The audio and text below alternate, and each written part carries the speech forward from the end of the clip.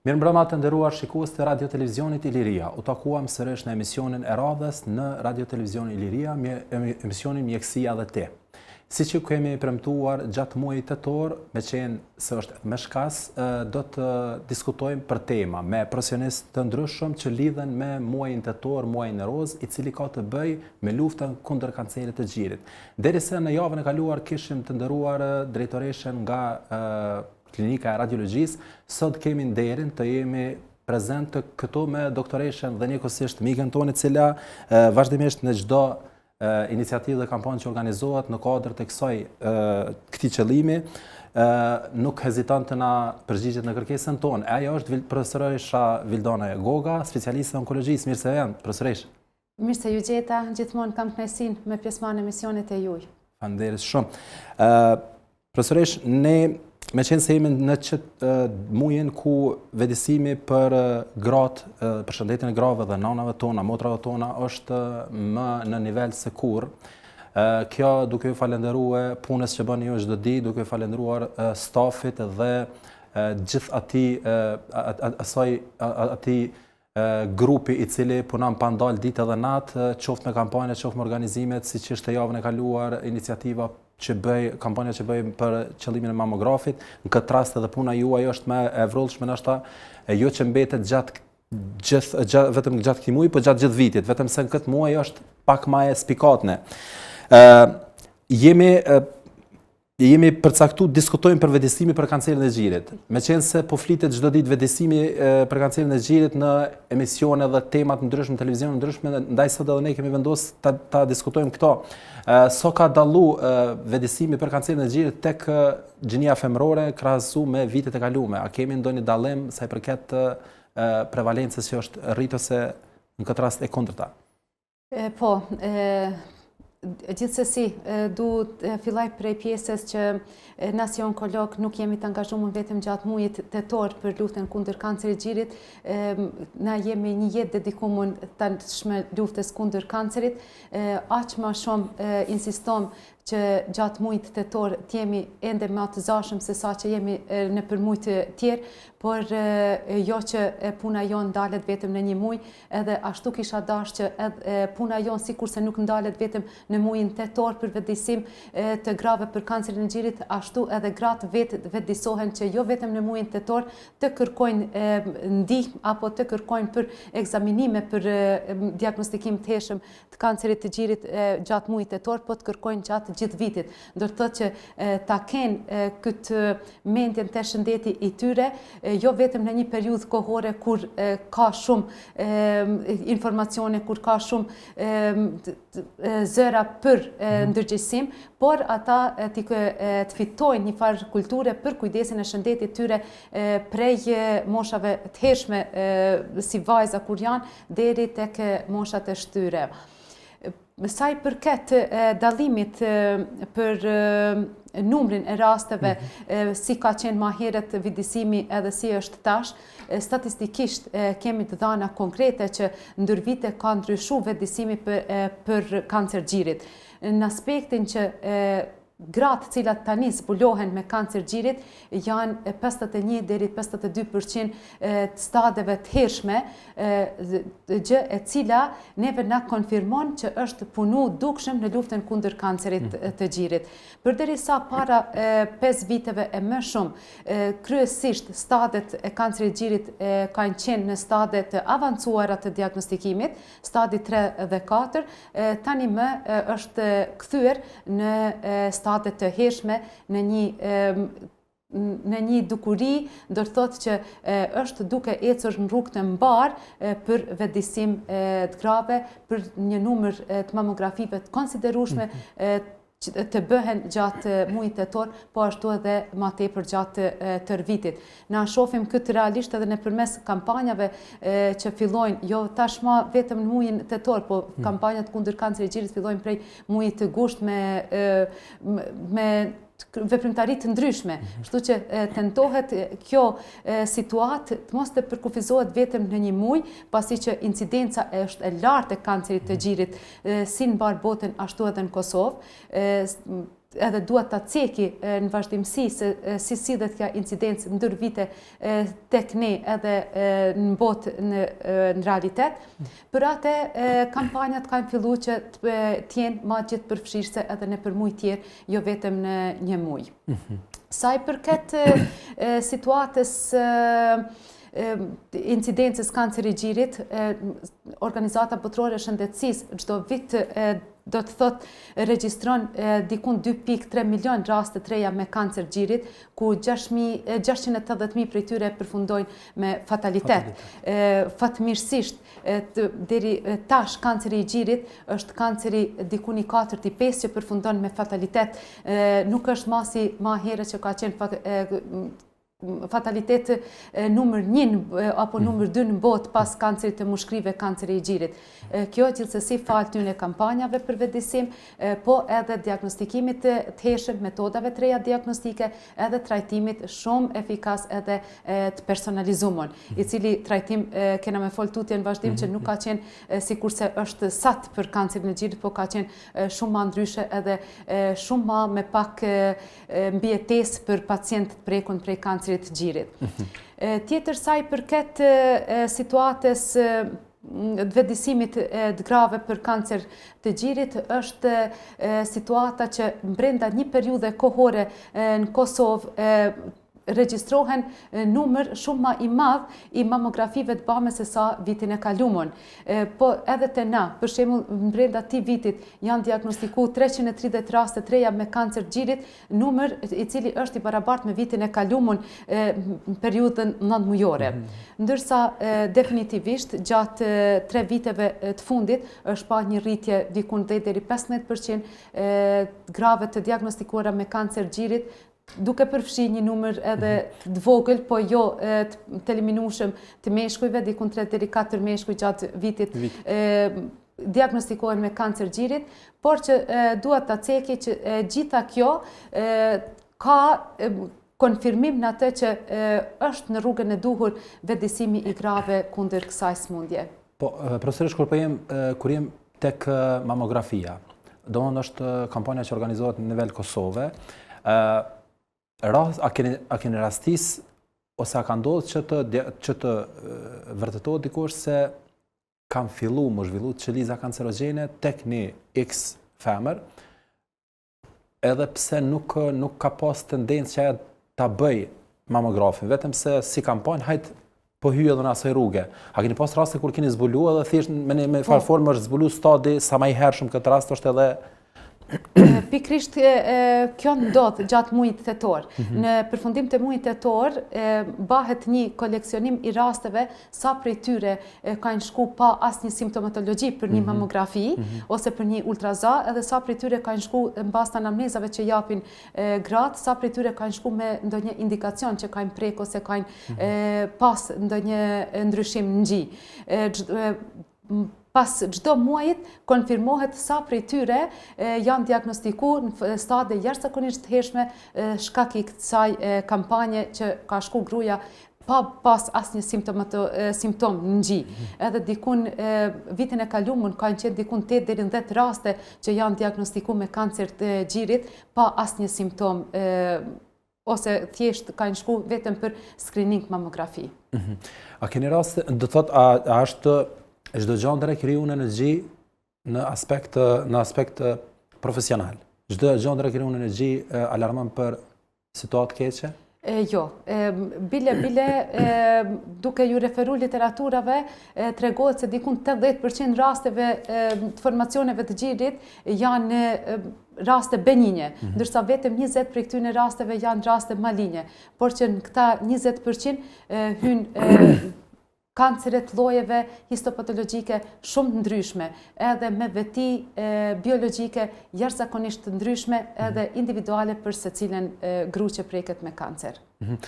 Kampanjat që po organizohen në kuadër të Ministrisë së Shëndetësisë, në këtë rast duke ju përfshirë edhe juve si pjesë e pandashme, kanë qëllimin që të vizitohet çdo vend në Kosovë, apo janë edhe caktuar në kuadër të komunave planifikimet që bëhen? Planifikimet janë caktuar në nivel të komunave, se cila komunë ka planifikimin e vetë nëpërmes grup moshave caktuar të grave për realizim të mamografive apo realizim të ultrazaneve. Do të thotë është pjesë ndamun që në fund duhet të integrohet edhe të delet me një vendim apo me një plan gjithëpërfshirës për krejt gratë e Kosovës. Derisa në të kaluara në vendet rurale është konsideru që gratë kanë mendu që vetëm se nëse vrejhe diçka me gji mjafton që të shqetësohet ose mos shqetësohet. A mjafton kjo për gratë në ditët e sotme? Jo, përderisa po flasim për riskun. Jam duke potencu që mas lenet gruaja deri në atë situatë që të prek diçka ja vetme në ngji ose tjetë diçka dhe ma madhe, jo vetëm në palpim ndonjë informacion të avrej, po edhe ndukje ose në formën edhe strukturën e gjinit. Por të paraqitet tek mjeku, këta kampanje janë pikrisht për këtë situatë, që të paraqiten tek mjeku adekvat për një mamografi ose ultrasonografi, atëherë kur nuk ka asnjë simptomatologji. Por kur në bazë të pikut të moshës së shfaqjes së kancerit të gjirit, kërkohet një mamografi apo ultrasonografi. Nga përvoja juaj çdo ditë që keni pacientë të ndryshëm që vinë në pjesën e onkologjisë, cilat janë moshat më të reja që keni atakuar, që të paktën ju keni takuar që janë të prekura nga kanceri i gjirit? Tash, duke i referu prap literaturës, piku i shfaqjes kancerit të gjirit është prej moshës 50 deri në 69 vjeçare, dikun 50 deri në 60% e grave vinë këtë periudhë. Cilat janë stadet në cilat nxinet në këtë rast? Stadet varësisht në botë, absolutikisht është duke shku ka stratifikimi i hershëm. Përveç të vendet akoma rurale që ka stratifikim të vonumun. Shkak i tyne miteve pikrisht që diskutume, jo edhe në qoftë se vren diçka mas e prek lene ashtu se ma mirë milan pa prek se sa mi prek se mund të shpërndahet, ta janë mite që ende ekzistojnë tek disa gra edhe disa vende. Mirë po, saj përket rasteve që unë kam hasë ma të reja në klinikën e onkologjisë, janë shumë tralla, dikun janë raste prej 5 deri në 10% edhe në mbarë botën që shfaqen në këtë periudhë kohore 20 deri në 30 vjeçare, ndërsa prej një 30 deri në 40 vjeçare është numri 15 deri 20% e rasteve, 10 deri 15% e rasteve mund shfaqet edhe në këtë periudhë. Ta janë pikrisht raste cilat na dëshirojmë të identifikom shumë heret, sepse në moshat të reja kanceri është jashtëzakonisht agresiv dhe jashtëzakonisht i shpejt në rritje edhe vështirë i trajtueshëm edhe me benefite shumë të pakta të mbijetesës tek gratë që preken në moshat të reja. Meqense se kjo është kampanë botërore që organizohet çdo vit, Kosova a ka ndonjë dallim sa i përket mënyrës dallim në aspektin e statistikave prej pjesës tjetër të botës, po them kushtimisht, ose në statistikë botërore, a dallojmë ne me numër apo? Nuk dallojmë me numër, jo vetëm në aspekt global, por edhe në aspekt të regionit. Bile na nga një herën edhe themi që jemi shumë ma mirë se sa vendet tjera të regionit, shkak i moshës të rejtë populatës në Kosovë, kur e dim që incidenca ma madhe është tek mosha e shtyme, e ne fatmirësisht në Kosovë ende jemi në moshë, shumicën e populatës e kemi në moshë 3, kështu që na ende themi që qëndrojmë mirë sa i përket numrit të pacientëve të prekur me kancer të gjirit. Profesor, me qenë se është koha marketingut, shkojmë në blog marketingu dhe kthehemi sërish në studio.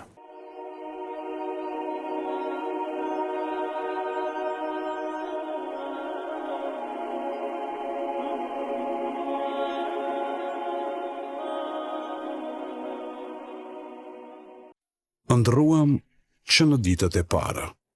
Gur mbi gur, ju dham jetë ndërtimeve më meritore.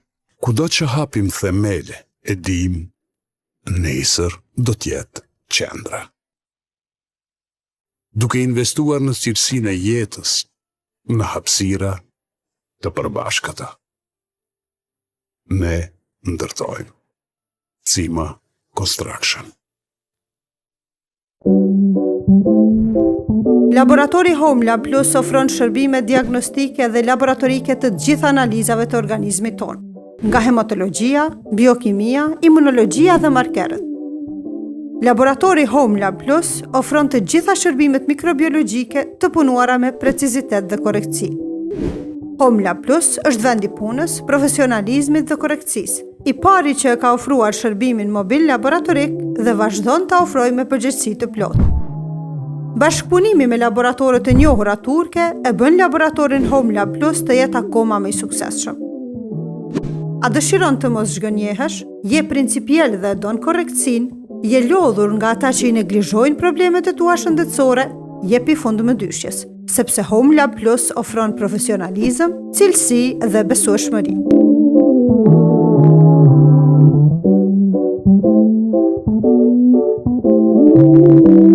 Çmimet në tokë, shpërblimet në qiell në Emona Center. Vaj ulliri 9.99, miell 5 kg 3.10, supule 40 gram 0.29 cent, edamer qiz kilogrami 5.85, jogurt frutash 125 gram 0.29 cent, mishi tat 11.99, mishi bar 2 kg 6.79, milka 80 gram 0.89 cent, keksa 800 gram 1.99, fruta të thata 125 gram 1.29, qaj filter boronice kuqe 20 gram 1.09, lëng dredhze 1.5 litër 0.99 cent, detergjent rroba 10 kg 10.99, poc rroba Family Baby 5.49, letër toaleti 1.99.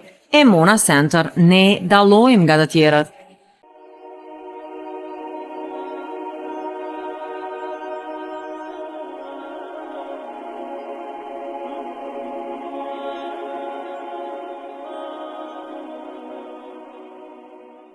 Të nderuar shikues, u kthyem sërish në studio me përmendjen e sponsorëve tonë, të cilët janë çdo herë gjatë emisionit tonë shoqërues tonë më të mirë përveç musafirit. HomeLab Plus është laboratori biokimik, hematologjik dhe mikrobiologjik i cili momentalisht funksionon me 2 pika në Prishtinë, ndër lagjet më të vjetra të Prishtinës, në Tophane dhe në Ulpian. Kryen analiza nga gama më e madhe gama më e gjerë analizave, siç janë mikrobiologji, biokimi, hematologji, tumor marker virale e tjera, dhe po ashtu një bashkëpunim me të cilin e mban të qëndrueshëm është bashkëpunimi me Turqi, Greqi, Shqipëri. Po ashtu cilësia, besueshmëria dhe profesionalizmi janë moto e këtij laboratori. Sponsor tjetër është Emona Center, e cila është rrjeti i supermarketeve në Kosovë dhe është i dekoruar 3 herë radhazi për cilësi. Në raftet e tyre nuk mbahen pije alkoolike, njëra ndër sukseset e tyre është edhe kjo, mos mbajtja e pijeve alkoolike në rafte. Meka Halal Food, njëra ndër kompanitë më të mëdha në botën shqiptare për produktet e mishit, e certifikuar disa herë nga Bashkia Islame për produkte cilësore, si dhe Cima Construction, një kompani ndërtimore themeluar në vitin 2019, e cila me një staf profesional arrin të jap komoditet me ndërtimet e saj. Kthehemi sërish me musafirin e studio. U kthehemi sërish me musafirin e studio, përsërish kur flasme për kampanjat, medomos na shkon ndërmend edhe fushatat që bën për parandalimin në kuadër të Ministrisë së Shëndetësisë. A mund të na përmendni në pika të shkurta? Po, pikrisht të fushata janë themelore sa i përket pjesës e parandalimit të kancerit të gjirit, shfaqjes së kancerit të gjirit. Veprohet në 3 fushat të parandalimit, fushën primare të parandalimit kancerit të gjirit, sekundare dhe terciare. Në fushën primare të parandalimit të kancerit të gjirit hyjnë ndryshimi i stilit të jetës, informimit, dhe me thanë këshilla dhe komplet programe për ndryshimin e stilit të jetës tek femrat.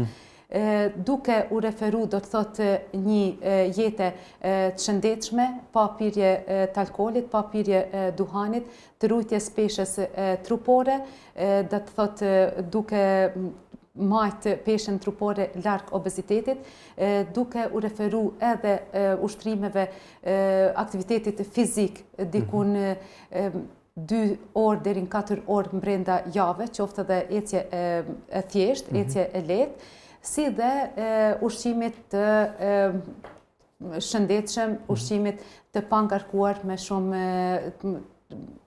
kemikalje të ndryshme ose të përpunuar.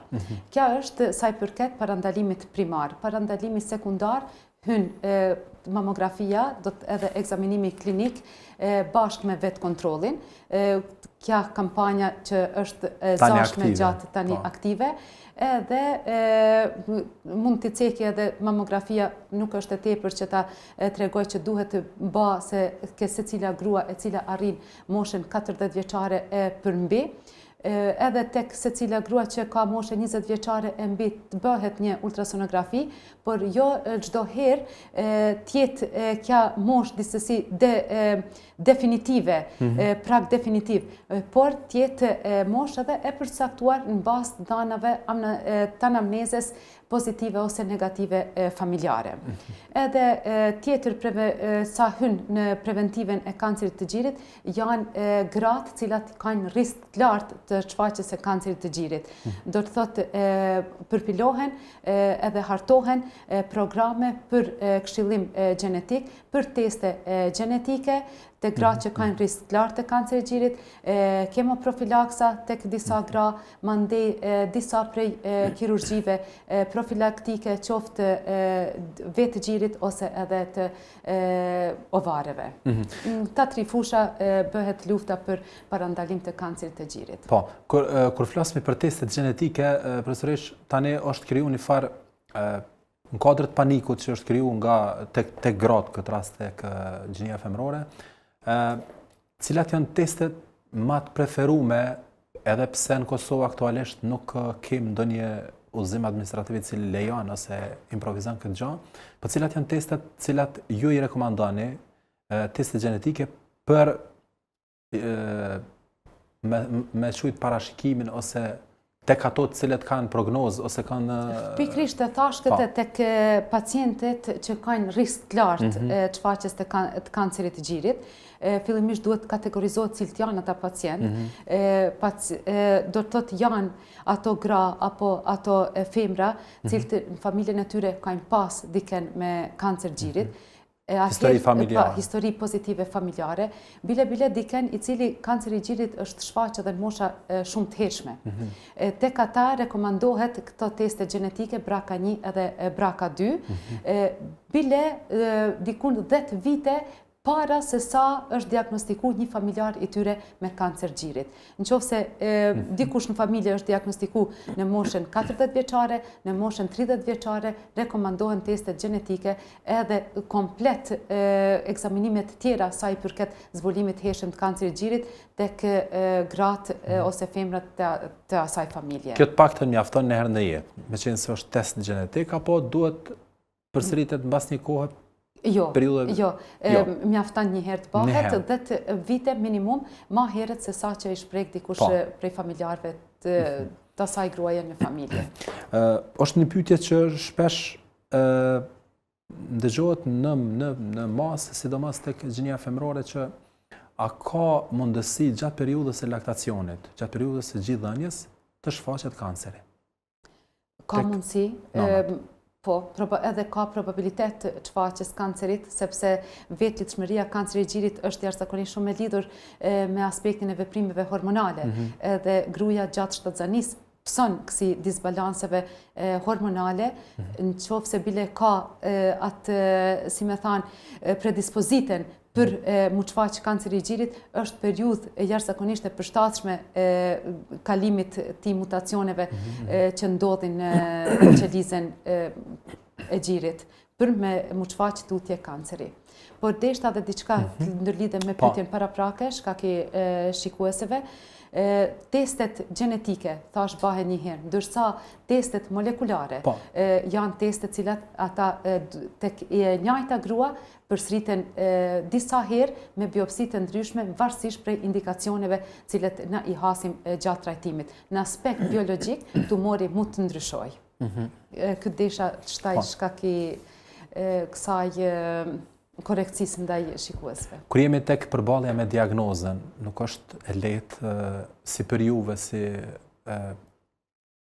profesionist në këtë fushë, edhe si për palën, si pritet nga gratë në këtë rast kur dikujt duhet i thuhet që ti je prekur nga kanceri i gjirit? Realisht janë momente shumë të vështira. Si për gruan, ashtu edhe për ne si profesionistë shëndetësor që jemi e që duhemi me kumtu rastin e keq ose diagnozen kaq të rëndë. Por asnjë smundje besoj që nuk pritet mirë edhe ma lehtë se sa kanceri i gjirit. Por ajo që unë tentaj praktikën time të përditshme për me bë, të kem qasje sa ma empatike edhe sa ma të ndjeshme të kumtimit diagnozes. Ta baj si situatë të thjesht, që të përfitaj edhe për veten kohë, ta di tutje me çfarë karakterit pacientes përballem une.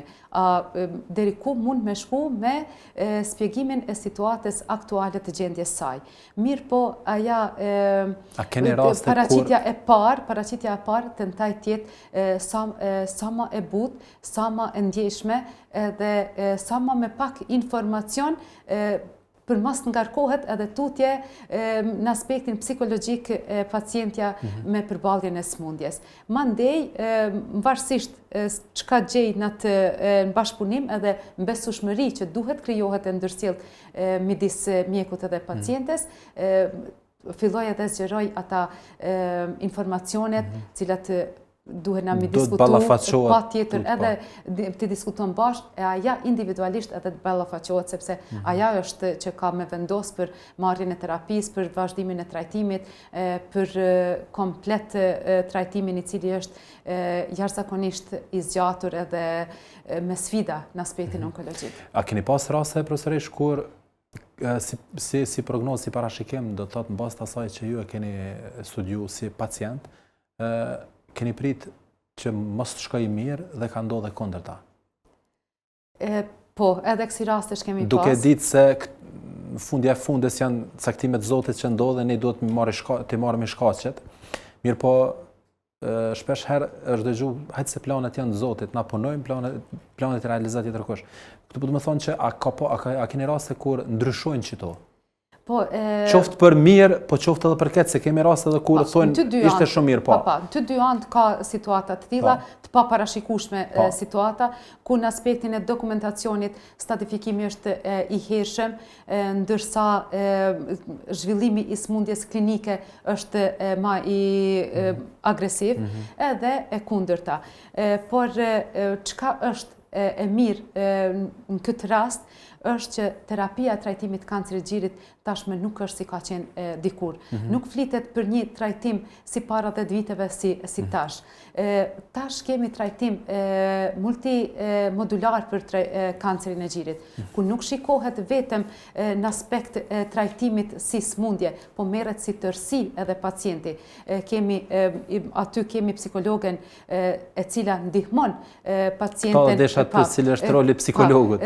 Ndihmon pacienten në trajtim, duke e inkuraju edhe duke i dhanë shpresë, duke ja largu friken për trajtimin. Mandej kena komplet një gamë e gjerë e të gjitha fushave dhe të profileve mjekësore që inkuadrohen në trajtimin tashme të semurave me kancer të gjirit.